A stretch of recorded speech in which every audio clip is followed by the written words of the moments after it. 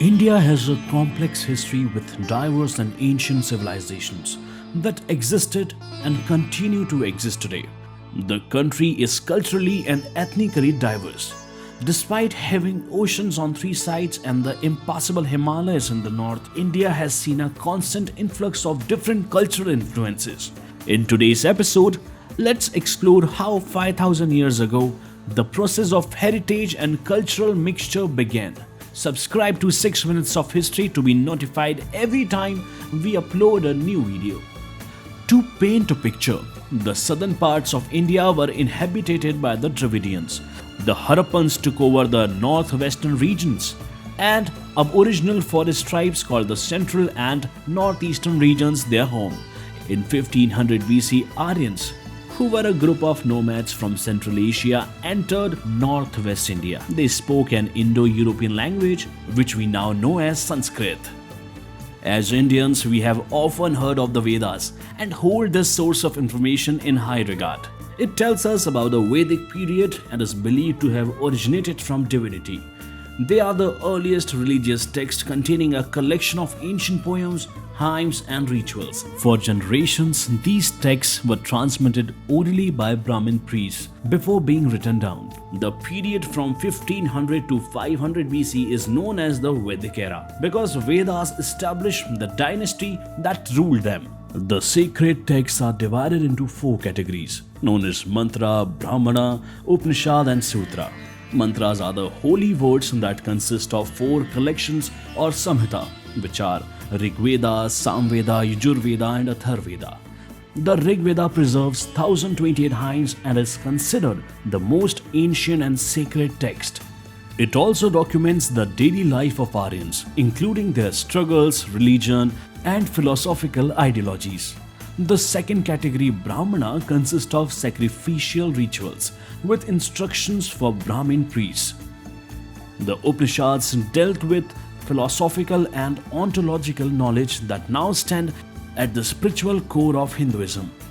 Finally, the Sutras were texts written in order to preserve teachings as a rite of passage, not to lead astray. The Vedic Aryans moved from one place to the other in tribes and eventually extended their areas of settlements. They did not have one conqueror, but the Rig Veda mentions Battle of 10 Kings. It talks about the King Sudasa of the Bharata who defeated his enemies with Indra's help. King Trisadasyu also appears in the hymns and is praised for his patronage of Vedic poets. Eventually, as the Rig Veda attained its final form, the Aryans had extended their settlements from the northwestern mountain to the western part of the Ganga-Yamuna tube. They had also transitioned from semi-nomadic life to settled agriculture, which was accompanied by constant fights. Stealing cattle became a pastime. The Aryans built fortified shelters called Gomatipur for cows because cattle were among their most precious property. As the Vedic Aryans seemingly progressed in their settlement and lifestyle, social evils like differentiation and caste system or jati also emerged. Society was divided into separate classes based on occupation. These classes were Brahmins, Kshatriyas, Vaishyas and the Shudras. The Brahmins were priests who were at the apex of the social hierarchy. After Brahmins came the Kshatriyas, who were warriors. The Vaishyas were traders and merchants. Below them were the Shudras, who were laborers and artisans, who were considered to be untouchables. During the Vedic age, the status of women was as high as that of men. Daughters and sons were both given education and the notion of partners being equals in marriage was exercised. Women were free to move in public and also participated in public speaking. Daughters could take the place of sons. Women could inherit property and widows even remarried. That's commendable, isn't it? Hit the thumbs up button if you agree with us. The urban culture as evidence during the Indus civilization was present during the Vedic period. The houses were made of mud, however the art of blacksmithing and poetry were advanced. The Vedic period saw the first use of iron in making axes and the tip of the arrow.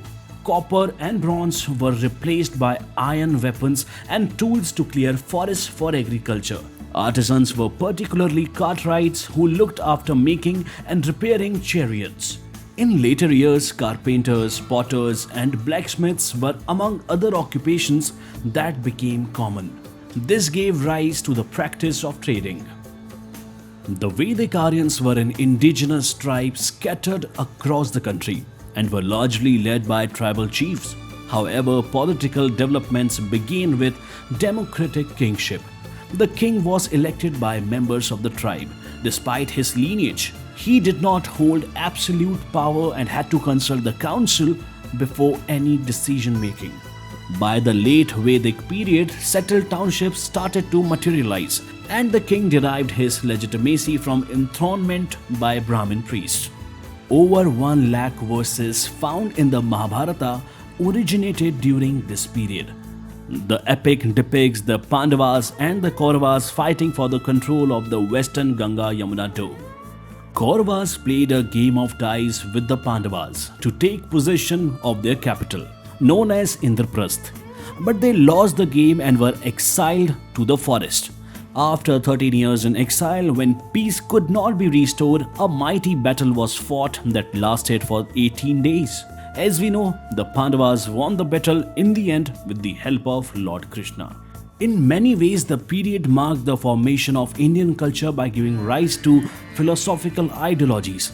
Questions about the right conduct and the Almighty were prevalent. These birthed the ideas of karma and samsara. Karma, as we know, is the force that holds one accountable for their deeds in the current life as well as their subsequent lives, or the cyclicality of life called samsara. On the religious front, the Aryans were polytheistic and worshipped embodiments of natural forces such as fire, sky, sun, storm, and earth. The study of Vedic period is multifaceted.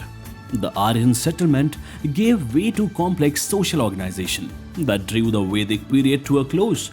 However, this period remains in our history as a golden age of Hinduism and literature. The Vedic civilization not only laid down the foundation for Hinduism, but also the Indian culture that would come to follow in the later years. Comment down below to share your thoughts about the Vedic culture and the Aryans. In our next episode, we will dive deeper into the 16 kingdoms that existed during the second phase of urbanization in India. Can you guess what they were collectively called? Till then, keep learning and keep sharing.